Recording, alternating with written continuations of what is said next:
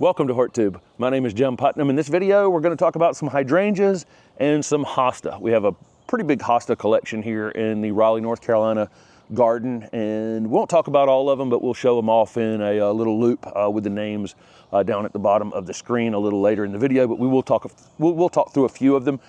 Most of the hydrangeas I have blooming in the garden right now are macrophyllus or big leaf hydrangeas, French hydrangeas, a lot of different names these go by. And we have a serrata in the front garden, or mountain hydrangea, that's blooming. The little early at this point on the paniculatas, but they are budded up. I've got a variegated one though I'm going to show you because it doesn't really need to flower because it's quite beautiful without flowers on it. We saw some beautiful hydrangea arborescens in full bloom over at Duke Gardens in a video earlier this week. If you want to go and look at the Duke Gardens video in their white garden, they really show off what hydrangea arborescens can be out in the garden. And our oak leaf hydrangeas have kind of passed at this point. So here we are with macrophyllus and serratas in this video.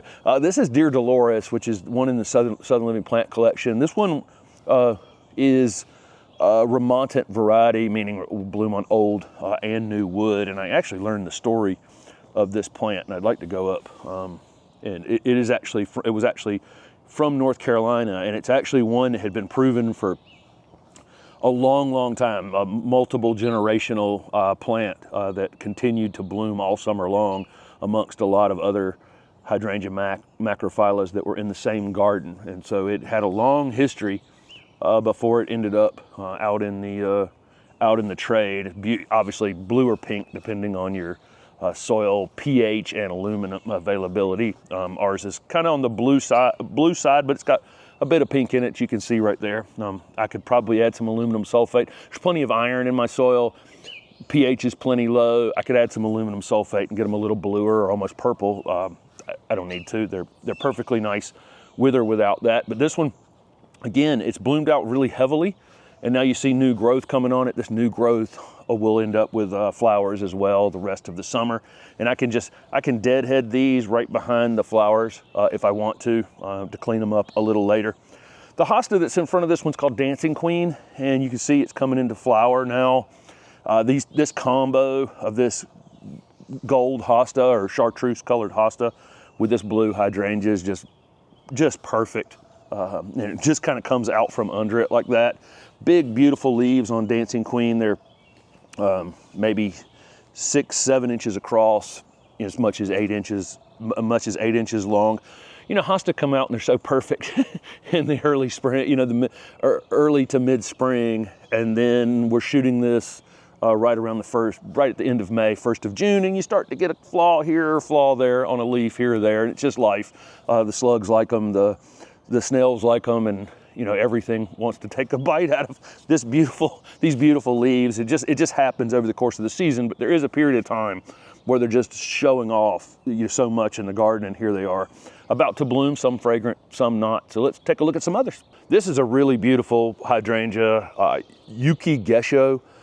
This is a hydrangea paniculata, and we think of hydrangea paniculatas as needing more sun, and they typically will tolerate full sun, and they do here in our garden in Raleigh. But this variegated one we actually have in a space where it's in the full sun for part of the day, but then later in the day it's in a little bit of shade. Anytime you introduce this white color into foliage, it has the potential to burn in the afternoon. And so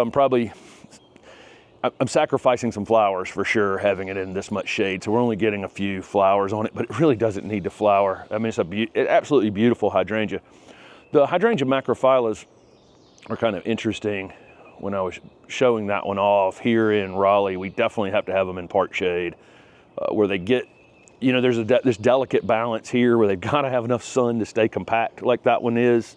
But if I put them in too much sun, they wilt every afternoon. So a lot of these things I'll show off on the channel here we're in Raleigh, North Carolina, zone 8A.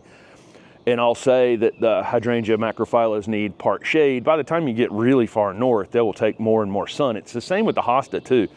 The hosta with the white in them, and we'll see some of those, they typically will need some shade everywhere, but a lot of the others will take more and more sun as you go further and further north. Here in our garden in Raleigh, the hosta are in the part shade. Hydrangea macrophyllus are in the part shade.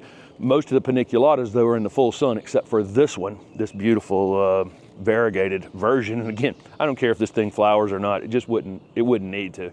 Next up on the hosta list is one called Strip Tease.